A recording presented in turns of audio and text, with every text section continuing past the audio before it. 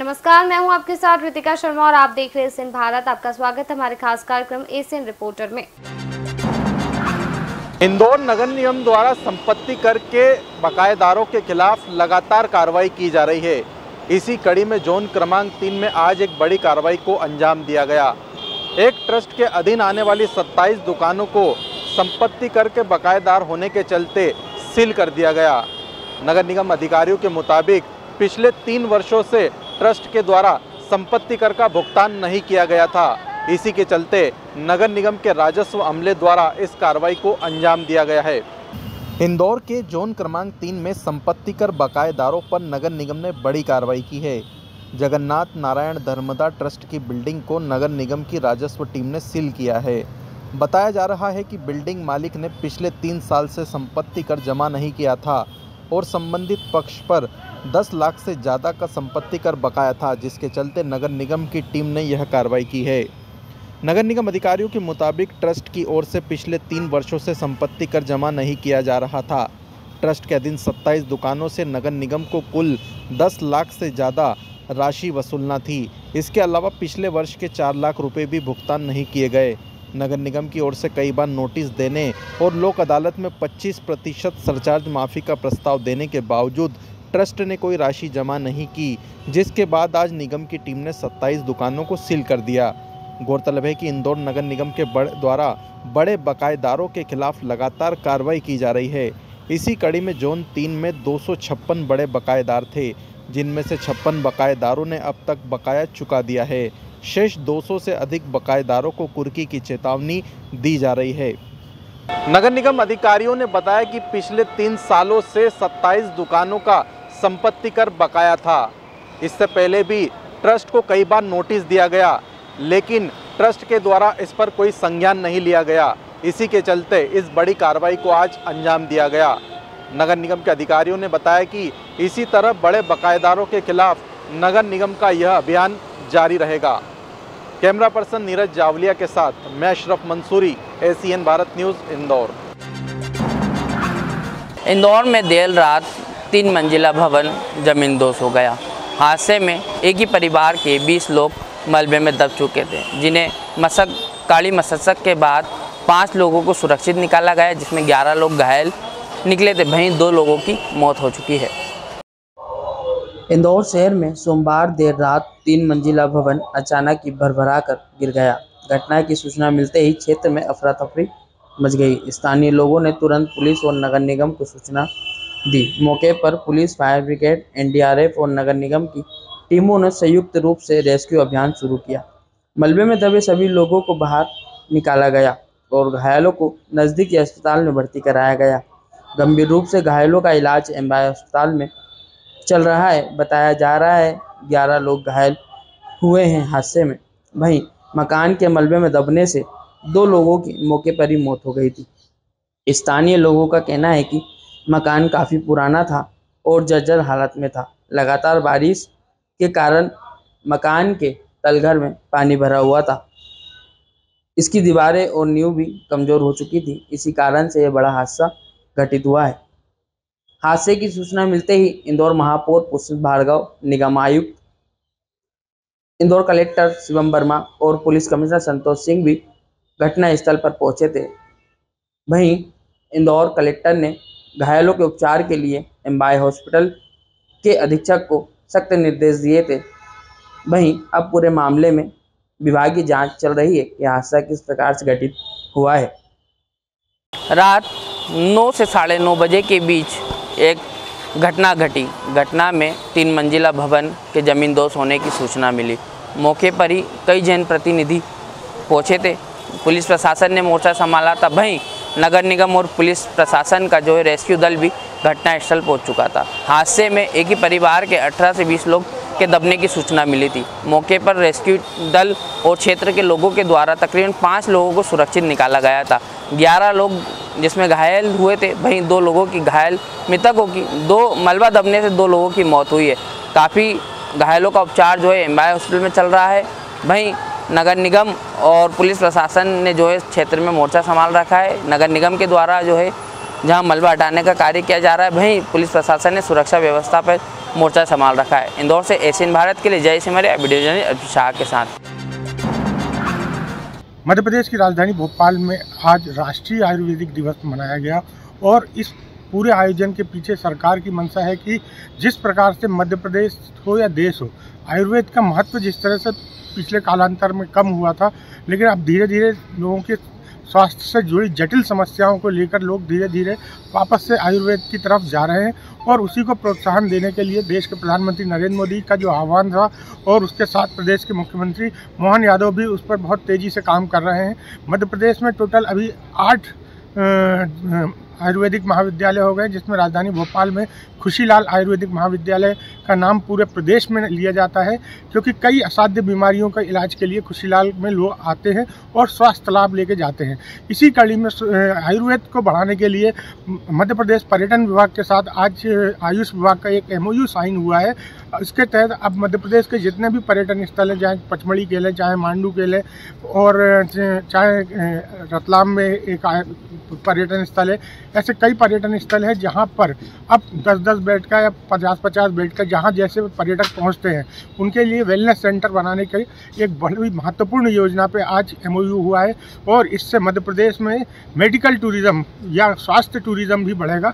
स्वास्थ्य टूरिज़्म को बढ़ाने के पीछे मोहन यादव जी की बहुत दिनों से मंशा थी कि इस पर काम किया जाए, क्योंकि मध्य प्रदेश की जो पचमढ़ी है, जो है हिल स्टेशन है, वहाँ काफ़ी संख्या में पर्यटक आते हैं और विदेशी पर्यटक तक वहाँ आता है। तो ऐसे में उनको वहाँ पर योग और वेलनेस के जो सुविधाएं प्रदान की जाएंगी, उससे मध्य प्रदेश में टूरिज़्म तो बढ़ेगा ही बढ़ेगा, साथ में मेडिकल टूरिज़्म भी बढ़ेगा, जिससे मध्य प्रदेश में एक बार फिर से रोजगार की संभावनाएं भी तेज़ी से बढ़ेंगी।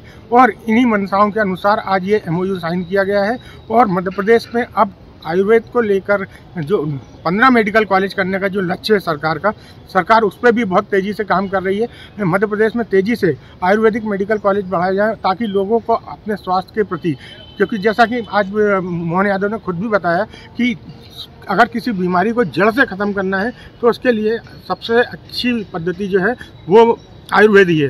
तो आयुर्वेद के प्रति लोगों का रुझान बढ़ाना और आयुर्वेद के माध्यम से मध्य प्रदेश को एक नई पहचान दिलाने के लिए ये सब काम किए जा रहे हैं और तेज़ी से मध्य प्रदेश सरकार इसमें अपना योगदान बढ़ाती जा रही है। एशियन भारत के लिए भोपाल से पंकज अग्निहोत्री, कैमरा पर्सन हेमंत यादव के साथ। साथियों नमस्कार, हम बात कर रहे हैं स्वास्थ्य विभाग में आउटसोर्स कर्मचारियों की।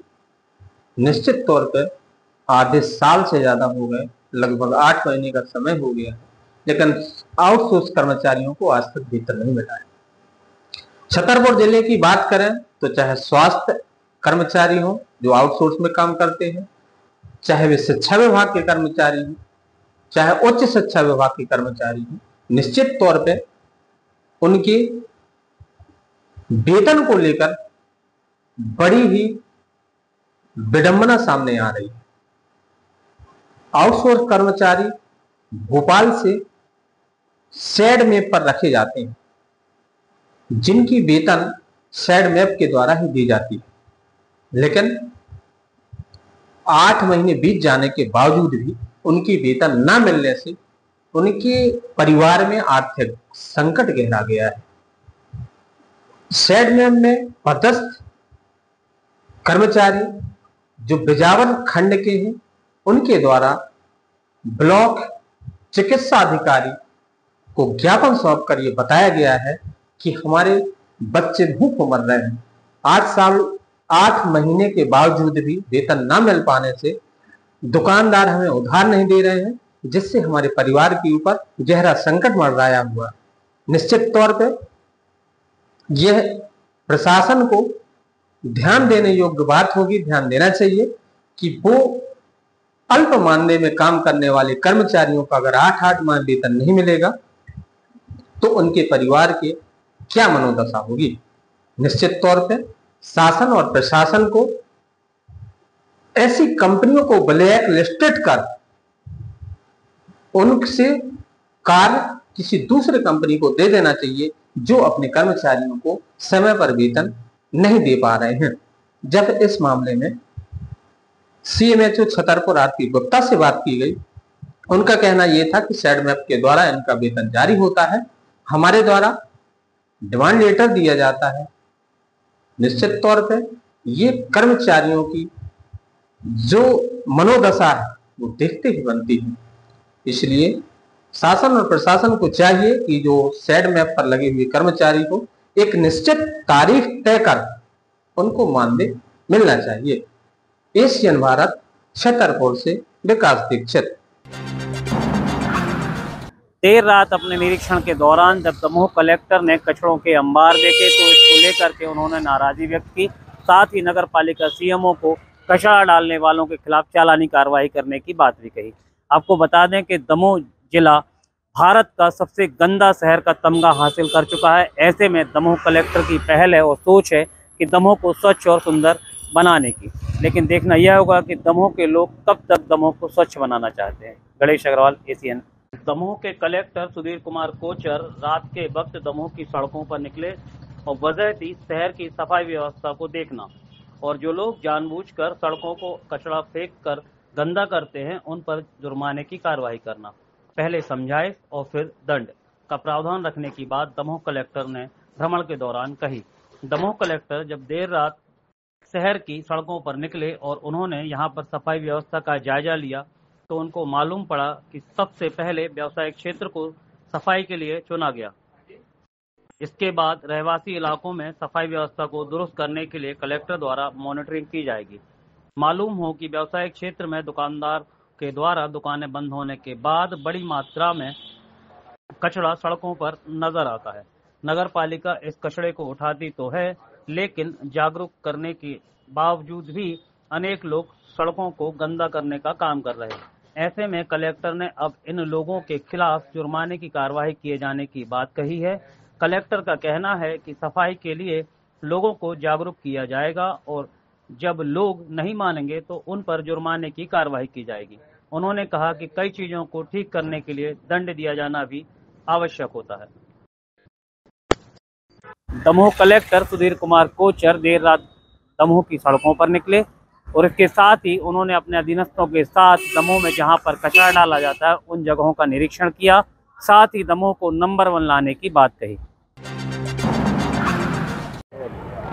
खजुराहो सांसद वरिष्ठ भाजपा नेता वीडी शर्मा आज कटनी घंटाघर पहुंचे। वहां पर उन्होंने भाजपा के पदाधिकारियों के साथ वहां के काम कर रहे व्यापारियों से मुलाकात की और जीएसटी में आई कमी पर उन्हें मिठाइयां खिलाकर बधाई दी और उन्होंने कहा कि वे केंद्र सरकार और प्रधानमंत्री नरेंद्र मोदी जी का आभार भी व्यक्त किया कि उन्होंने इस जो जीएसटी में कमी आई है इसको लेकर व्यापारियों से मुलाकात की और उसके बारे में बताया। उन्होंने ये भी बताया कि जीएसटी का जो स्लैब है वो 5% से लेकर 18% तक रहेगा और ये केंद्र सरकार का एक बड़ा निर्णय है जिनका वो स्वागत करते हैं। और उन्होंने व्यापारियों को जीएसटी के बारे में जानकारी भी दी और उन्होंने कहा है कि इस जीएसटी में आई कमी से वह छोटे व्यापारियों और उपभोक्ताओं को भी प्रत्यक्ष या अप्रत्यक्ष रूप से इसका लाभ मिलेगा और जो उपभोक्ता है उनको भी ये काफ़ी हद तक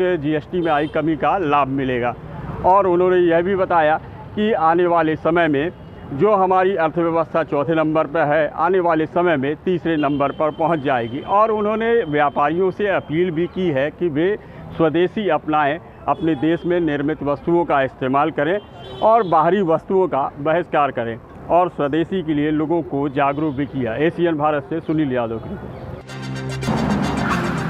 देश भर में स्वच्छता अभियान चलाया जा रहा है। स्वच्छता ही सेवा का एक पखवाड़ा मानकर मोदी जी के निर्देश पर हर जगह सफाई अभियान चल रहा है। आज ऐतिहासिक फन्ना जी का जो स्थल है, मंदिर है, यहाँ पर भी जनपद सीओ, एसडीएम और अध्यक्ष और सारे भाजपा के पदाधिकारी ने आके ग्रामीण क्षेत्र लोगों ने मिलकर आकर साफ सफाई करी।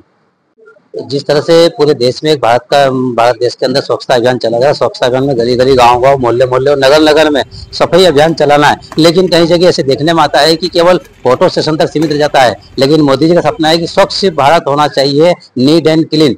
स्वस्थ भारत, तो स्वच्छ भारत रहेगा तो स्वस्थ भारत रहेगा। इस उद्देश्य को लेकर मोदी जी ने निर्देश दिए हैं और गाँव गाँव में सफाई अभियान चला जा रहा है। आज यहाँ पर पन्ना जी में जिस तरह से सारे अधिकारी ने, आला कमान ने और मंडल अध्यक्ष और जितने भी जनपद सदस्य उन्होंने मिलकर स्वच्छता अभियान चलाया एवं यहाँ पर जो सफाई कर्मी है उनका स्वागत भी किया, वृक्षारोपण भी किया। लेकिन हम ये चाहते हैं कि ये जो अभियान है ये अभियान बंद का न रह जाए, एक कागजों में सीमित न हो जाए, इसको धरातल पे लाना होगा। यदि हमें वाकई स्वस्थ भारत को बनाना है तो स्वच्छ भारत पहले बनाना होगा। इसी को उद्देश्य को लेकर हमें ये काम करना होगा। कई जगह हम देखते हैं कि केवल एक फोटो सेशन होता है और गांव-गांव में कार्यक्रम नहीं हो पाते हैं। इस तरह से देखा हमने कि स्वच्छता अभियान चलाया गया, सफाई अभियान चल रही है, 17 तारीख से लगा के 2 अक्टूबर तक चलेगी। और आज फरनाखेड़ी की ऐतिहासिक मंदिर पे भी सारे आला अधिकारियों ने और जनपद अध्यक्ष ने और सारे भाजपा के मंडल अध्यक्ष उपाध्यक्ष ने भी यहाँ पर सफाई अभियान करके एक स्वच्छता का संदेश दिया है, साथ ही सफाई मित्रों का स्वागत भी किया है। लेकिन ये देखना है कि वाकई ये आने वाले 2 अक्टूबर के बाद में भी धरातल पर व्यवस्थित बन पाएगा या नहीं, या केवल एक ये सेशन के रूप में या अभियान के रूप में बन के रह जाएगा। एशियन भारत से चंद्रभान सिंह देवड़ा, खाचरोद। अति प्राचीन लगभग 200 से 250 वर्ष पुराने बावड़ी में बराई माता का मंदिर है। यहाँ नवरात्रि पर 9 दिनों तक धार्मिक कार्यक्रम आयोजित किए जाएंगे। भक्ति की शक्ति व दिव्य ऊर्जा है जो हमें प्रेम, श्रद्धा और समर्पण से भर देती है। ऐसा ही पर्व नवरात्रि का सोमवार से शुरू हो गया है। नगर के प्राचीन वर्षों पुराना बराई माता मंदिर पंडाजी बाग रोड पर स्थित है। यहाँ पर आस्था, विश्वास एवं भक्ति का केंद्र देखने को मिलता है। यहाँ पर श्रद्धा भाव के साथ माता के मंदिर में 9 दिनों तक जोत जलाकर नवरात्रि पर उपासना की जाती है। माता रानी के दरबार में बड़ी संख्या में भक्तों का आगमन हो रहा है जो है दर्शन लाभ लेकर पुण्य अर्जित कर रहे हैं। पुराने बुजुर्ग लोगों एवं बराई माता समिति के सदस्य उमाशंकर प्रजापति, सोनू मेवाड़े ने बताया कि जिन छोटे बच्चों को छोटी माता जी चेचक निकलती है, श्रद्धा अनुसार माता रानी के यहाँ 5 या 2 अगरबत्ती लगाकर मनोकामना पूर्ण स्वरूप 5 कंकर घिसकर लेप लगाने से बच्चों की चेचक कुछ ही दिनों में ठीक हो जाती है। मनोकामना पूर्ण होने के बाद माता रानी को मीठे भजिए का भोग लगाते हैं एवं चना, चिरौंजी, नारियल प्रसाद भी चढ़ाया जाता है। यहाँ पर कई श्रद्धालु माता रानी के दरबार में मत्था टेक कर आशीर्वाद प्राप्त करते हैं। वहीं नवरात्रि में बड़ी संख्या में भक्तों का यहाँ तांता लगा हुआ है। मंदिर अति प्राचीन है और एक बावड़ी के अंदर स्थित है। यहाँ पर पानी भरा रहता है। नवरात्रि पर पानी निकालने के लिए यहाँ जलधारा मोटर का उपयोग किया गया है। भक्त जो यहाँ मुराद मांगते हैं उनकी पूरी होती है। इस मौके पर यहाँ पर आकर्षक रोशनी की गई है। वही सुरक्षा की दृष्टि से मंदिर परिसर और मंदिर के गेट पर पुलिस बल भी तैनात किया गया है। 9 दिनों तक यहाँ बड़ी संख्या में भक्त आएंगे। वहीं प्रशासन द्वारा यहाँ पुलिस बल भी लगाया गया है। एशियन भारत, खिलचीपुर से ओम प्रकाश गुप्ता। नवरात्र का त्योहार बड़े धूमधाम से मनाया जा रहा है। वहीं मंदसौर जिले के दुधाखेड़ी में नवरात्र के 9वें दिन गरबा उत्सव से लेकर बड़ी संख्या में भक्तजन आते हैं। मान्यता है कि माता रानी के दर्शन करने से हर समस्या का समाधान हो जाता है। लकवा ग्रसित व्यक्ति हो या किसी अन्य प्रकार की समस्या हो, वो माता के दर्शन करने से ही दूर हो जाती हैं। माँ दुधाखेड़ी मंदिर मंदसौर जिले के गरोट के पास स्थित हैं, जहां बहुत दूर दूर से दर्शन करने के लिए श्रद्धालु आते हैं। वहीं मंदसौर जिले में स्थित नालचा माता मंदिर में भी श्रद्धालु बड़ी संख्या में आते हैं और दर्शन करके जाते हैं।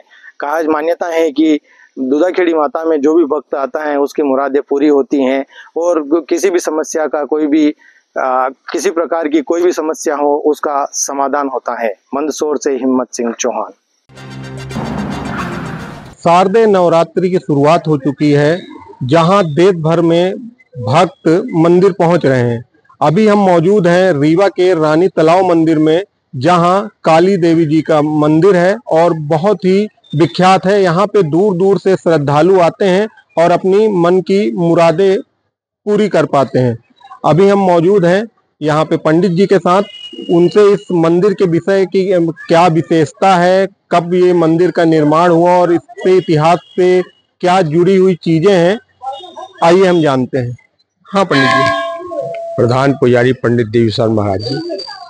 मैं यहाँ का 8 पीढ़ी का पुजारी हूँ। हमारे पुरखा लोग जो माँ के चरणों की सेवा करते हुए चले आ रहे हैं, मैं भी चला गया रहा हूँ। आज ये माँ के शारदीय नवरात्र के उस उपलक्ष्य में पहले तो सभी भक्तों को मैं शुभकामनाएं देता हूँ और नए वर्ष की मनोकामना लेते हुए जो तो मैं शब्दों से पहुँचाता हूँ कि भक्तगण जो है माता जी के चरणों पे आए और माई के चरणों का दर्शन। कल प्रथम शैलपुत्री की महाआरती करके 4:30 बजे सुबह मंदिर खोला गया। आज द्वितीय ब्रह्मचारिणी का दिन है, तो आज जो सुबह 4:30 बजे खोल करके पुनः भक्तों को दर्शन कराया गया और अभी निरंतर भीड़ चल ही रही है। ये पहले रजवाड़ों के ज़माने का मंदिर लगभग 350-400 वर्ष पुराना है। आज इसका कारोबार जो सरकार के पास सौंप दिया गया है, जो कि आज सरकार द्वारा इसका संचालन होता है। आज जो इसका भविष्य रूप देखा जा रहा है, ये माननीय मंत्री जी द्वारा इसका भविष्य रूप धारण किया गया है, जो कि 22 एकड़ का क्षेत्र में है, जिसमें कि पूर्व में जो है भैरव जी का मंदिर, उत्तर में जो तो भगवान शिव का मंदिर, दक्षिण में जो है तो सिद्धिविनायक गणेश का मंदिर और पश्चिम में माँ काली का मंदिर, उसके बगल में राधे कृष्ण का मंदिर बना हुआ। क्योंकि रजवाड़ों के जमाने में जो भी चीज बनाई जाती है उनका पूरा परिवार रखा जाता था, तो जहां जहां माता जी का मंदिर होता है वहां भैरव जी का मंदिर अवश्य होगा। क्योंकि पुत्र की पूजा जो है, माता जो भी आदेश देती है पुत्र को आदेश देती है। और ये रानी तालाब क्यों विख्यात हुआ, सवाल यहाँ पर उठता है। ये लमानों द्वारा जो है इसको राखी बधाई के उपहार में जो है माता जी को, महारानी साहब को, कुंदन कुमार रानी थी, उनको जो तो बधाई के स्वरूप में दिया गया, वहीं से इसका नाम पड़ गया रानी तालाब। तीसरी बात, यहाँ अष्टमी और नवमी को माई का स्वर्ण का श्रृंगार होता है, जो कि बहुत दूर दूर से लोग आते हैं उस श्रृंगार का दर्शन करने के लिए। यहाँ हम देखते हैं कि 2 दिन 3 दिन पहले से आकर के लोग यहाँ पड़ जाते हैं, यहाँ व्यवस्था होटलों में कर लेते हैं, भाई माता जी का श्रृंगार का दर्शन करना है, तो यहाँ आकर के सुबह से बोलते हैं पंडित जी हमारा दर्शन होना चाहिए, हम 2 दिन पहले से आ चुके हैं, ये होटल रुके हैं। हमने कहा ये भगवती का बुलावा है, हर भक्त अवश्य आएगा और माता जी के चरणों का आशीर्वाद लेगा। और यहाँ जो है मनोकामना के लिए बड़े बड़े चमत्कार अभी भी हो रहे हैं, पहले भी होते थे। एक बार जो है, जो ये स्वर्ण के आभूषण की बात मैं कर रहा हूँ, ये एक बार हमारे बाबा के जमाने की बात है कि चोर लोग चुराने के लिए आए थे। भगवती की ऐसी कृपा हुई कि हमारे बाबा को सपने दिए, देखो मंदिर में चोरी हो रही। बाबा ने थोड़ा सा इधर उधर किया, इसके बाद जो तो वो चोर जो है तो अन्नपूर्णा माता जी जो देवी जी बगल में है, उनके चरणों के पास बैठ गए। दोनों को दिखाना बंद हो गया जब आंख में, तो उन्हें सोचा ये क्या हो रहा, तो उनको दिमाग में आ गया हमने तो चोरी करने के लिए आए थे, तो चोरी के लिए हमको भगवती लगता हमको इसका दंड हमको दिए। तो वहीं से वो चिल्लाना शुरू किए, पंडाओ बचा लीजिए, पंडाओ बचा लीजिए। हम तो बैठे चिल्लाते रह गए। जब बाबा हमारे सुबह उठे और गए मंदिर के अंदर देखे तो वो सब गठे वगैरह लिए सोना चांदी के बैठे हुए थे और कह रहे थे हमसे गलती हो गई। फिर बाबा ने आए तो बोले तुम लोग ऐसा विचार क्यों मन में बनाया? बोले कि क्या बताइए, हमारा दुर्भाग्य थी कि माता जी का ऐसा विचार हमने किया, तो हमको मुक्त कराइए पंडित जी। तो बाबा ने हमारे भगवती से स्तुति की, भगवती ये बच्चे हैं गलती करते इनको क्षमा करिए। फिर कुछ देर बाद उनको आंख में दिखाई देना शुरू हो गया। वही फिर आभूषण, तो ये आभूषण जो है तो एक बार जा भी चुका है, लेकिन यहाँ से लेके जा नहीं पाए लोग बाग। तो ये सब चमत्कार बड़े बड़े होते हैं, बीच बीच में चमत्कार यहाँ होते हैं। यहाँ काली खपड़ी जवा ज्वार इत्यादि जो है यहाँ माई के दरबार में पंचमी से काफी आ जाएंगे। कोई जीव भी चढ़ाते हैं, कोई जो तो बकरे इत्यादि बलि भी करवा, जो जैसे जिनकी मानता होती है वो ऐसा करते रहे। तो देखा ये थे हमारे साथ यहाँ के मंदिर के प्रधान पुजारी, जिन्होंने यहाँ से जुड़ी आस्थाओं के विषय में हमको अवगत कराया। और यहाँ से जुड़ी कई आस्थाएं हैं जिसका व्याख्यान करने में न जाने कितने दिन लग जाएंगे। तो एशियन रिपोर्टर के लिए रीवा से रहीम खान। किसान यूनियन द्वारा प्रदर्शन किया गया है और ये सभी जो किसान हैं, इनकी किसानों की मांग को लेकर संगठन ने आज यहाँ पर प्रदर्शन किया है, क्योंकि किसान कई सालों से कहीं ना कहीं परेशान है, कहीं ना कहीं परेशानी का सामना कर रहा है, जिस मांगों को लेकर सरकार की ओर से किसानों की मांग नहीं सुनी जा रही। इस मांगों को लेकर आज यहाँ पर किसान पहुंचे। आप देख सकते हैं बड़ी संख्या में यहाँ पर सभी किसान यहाँ पर पहुंचे हैं और ये सभी किसान जो पहुंचे हैं ये सभी किसानों की मांग कर रहे हैं, क्योंकि इनकी मांग है कि जो इन्होंने 20 सूत्री मांगों को लेकर अभी आज मुख्यमंत्री के नाम इन्होंने ज्ञापन दिया। इनकी मांग है कि जो पिछली बार जो फसल में कहीं ना कहीं उनको नुकसान पहुंचा है उनका मुआवजा भी अभी तक उन सरकार की ओर से नहीं मिला है और कई ऐसी छोटी मोटी समस्याएं जो सरकार इनके ऊपर ध्यान नहीं दे रही है। तो इन सभी समस्याओं को लेकर इन्होंने आज ज्ञापन दिया है और ये कह रहे हैं कि जल्दी सभी की समस्याओं को निराकरण किया जाए, क्योंकि इसके पहले भी इन्होंने एक बार ज्ञापन के सूचित किया था, पर भी उनकी ज्ञापन के माध्यम से इनको कहीं ना कहीं ध्यान नहीं दिया जा रहा है। तो इनकी मांग है कि जो भी किसान परेशान हो रहा है, इनकी सभी किसानों की समस्याओं को जल्द से जल्द सुना जाए, सरकार की ओर ध्यान दिया जाए। इस मांगों को लेकर आज प्रदर्शन किया है। इसके पहले ज्ञापन देने के पहले कई घंटों तक कोठी पहले स्थित पर सभी किसानों ने यहाँ पर सभी इकट्ठे हुए थे, बड़ी धरना दिया था और उसके बाद वो रैली के रूप में यहाँ पर संकुल कार्यालय पहुंचे और इनके बाद उन्होंने कलेक्टर को मुख्यमंत्री के नाम ज्ञापन दिया और उनकी चिट्ठी मांग है कि जो भी हमने 20 सूत्री जो किसानों की मांग रखी है ये जल्द से जल्द इसका निराकरण किया जाए, नहीं तो आने वाले दिनों में और आंदोलन करेंगे और बड़ा प्रदर्शन की रूपरेखा तैयार करेंगे। एसएन भारत के साथ खुशमा की रिपोर्ट उज्जैन। नमस्कार, आप देख रहे हैं एशियन भारत न्यूज़ चैनल और मैं आपके सामने वीरेंद्र श्रीवास। बालाघाट यूं तो प्राकृतिक का धरोहर कहलाने वाला क्षेत्र है, जहां पर एक और वनोपज से घिरा हुआ 1/3 भाग बालाघाट जिला, तो वहीं गौण खनिज से परिपूर्ण रेत से भरा हुआ क्षेत्र जहां नदियों का अंबार है।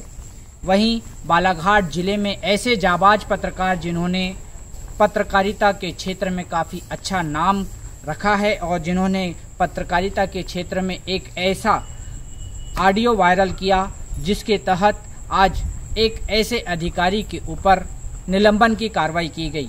हम धन्यवाद देना चाहते हैं ऐसे बालाघाट जिले के जिला प्रशासनिक अधिकारी कलेक्टर मृणाल मीणा को, जिन्होंने त्वरित कार्रवाई करते हुए ऐसे अधिकारी को निलंबन कर दिया।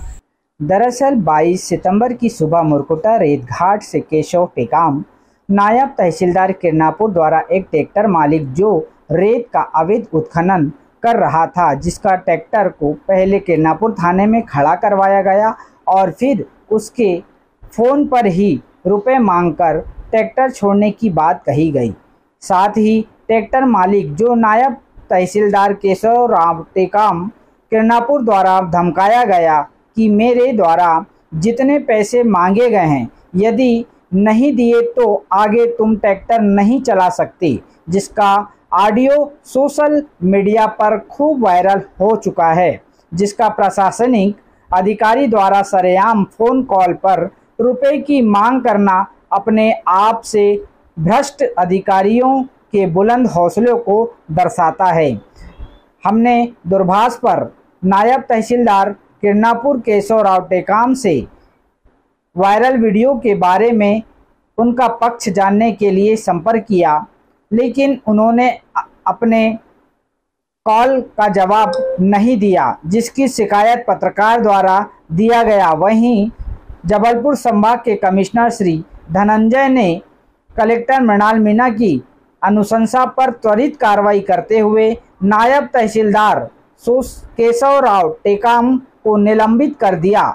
वहीं बताया गया कि अपने कृत्य को शासन प्रशासन की छवि धूमिल करने एवं अपने कर्तव्यों के प्रति लापरवाही बरतने के कारण किरनापुर के नायब तहसीलदार केशव राव टेकाम को तत्काल प्रभाव से निलंबित कर दिया गया। एशियन भारत न्यूज़ चैनल के लिए मैं बालाघाट से वीरेंद्र श्रीवास। फिलहाल एशियन रिपोर्टर में इतना ही। आप देखते रहिए एशियन भारत।